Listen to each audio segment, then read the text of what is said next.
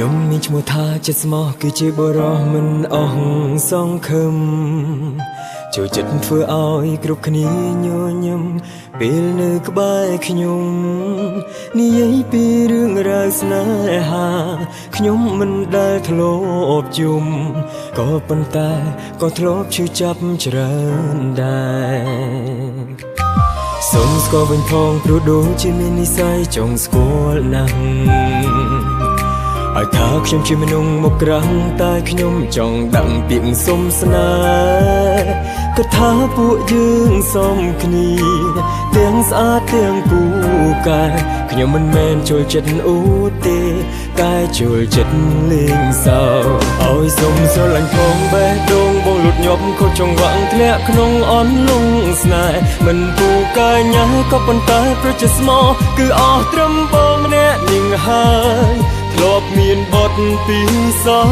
តគេក៏បត់ច្រើនដងហើយមិនធ្លាប់ឡើយក៏បត់គេសូមបីម្ដងសុំស្រឡាញ់ផងសម្រាប់រងតែបេះដូងដូចជំនាញដែលរៀនចេះច្បាស់លាស់បើមិនយល់ទាស់សុំ password Instagram Facebook ហើយនឹង LINE ផងអូនិយាយលេងទីសុំ password បេះដូងតើព្រមឲ្យម្នាក់នឹងទេ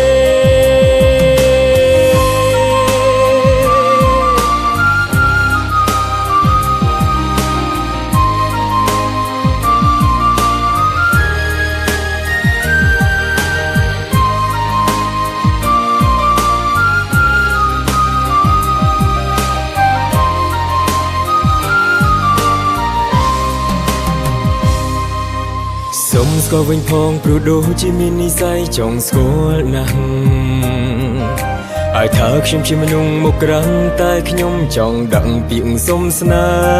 ហ៍ក៏ថាពួកយើងសមគ្នាទាំងស្អាតទាំងពូកែខ្ញុំមិនមែនចូលចិត្តអ៊ូទេតែចូលចិត្តលេងសើចឲ្យសុំស្រឡាញ់ផងបេះដូងបងលុតញាប់ខុសចង្វាក់ធ្លាក់ក្នុងអន្លង់ស្នេហ៍មិនពូកែញ៉ែក៏ប៉ុន្តែប្រជិតស្មោះគឺអស់ត្រឹមបងម្នាក់នឹងហើយធ្លាប់មានបទពីសោតគេក៏បត់ច្រើនដងហើយមិនធ្លាប់ឡើ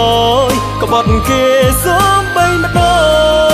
ងសុំស្រឡាញ់ផងសម្រាប់រងតែបេះដូងដ៏ជំនាញដែលរៀនចេះច្បាស់លាស់បើមិនយល់ទាស់សុំ password Instagram Facebook ហើយនឹង LINE ផងអូនិយាយលេងទេ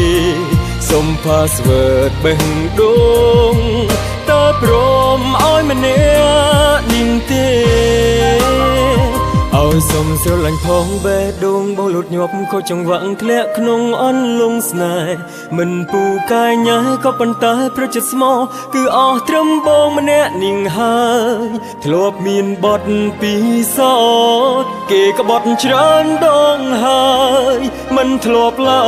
យក៏បត់គេសូមបីម្ដងសុំស្រឡាញ់ផងសម្រាប់រងតែបេះដូងដ៏ជំនាញដែលរៀនចេះច្បាស់លាស់បើមិនយល់ទាស់សុំ password Instagram Facebook ហើយនឹង LINE ផ